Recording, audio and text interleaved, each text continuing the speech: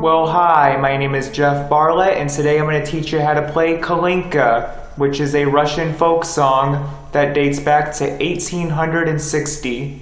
So I have very good news if you're an absolute beginner, because you're just going to be playing these bottom three strings, which is going to be a G string, a B string, and then the high E string. It's very simple, and you're just going to be finger picking on these three strings. So the first thing you want to do is you want to pluck the high E string once, and then you want to put your middle finger on the 3rd fret of the B string and pluck it, and then you want to put your index finger on the 1st fret of the B string, but you want to pluck it open first, and then pluck the 1st fret, and then the 3rd fret, and then do that 3 times.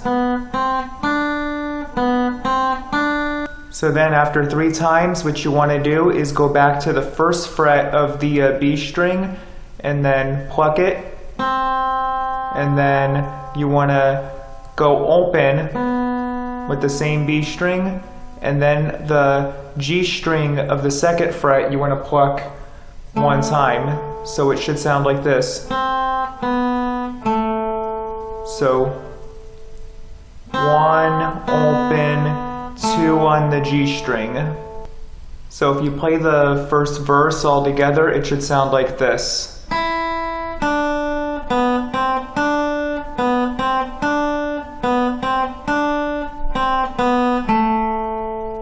After you practice that, we're going to work on the chorus. So the chorus is actually going to be the easy part of the song, because you're going to pluck all the notes in the chorus on the high E string right here.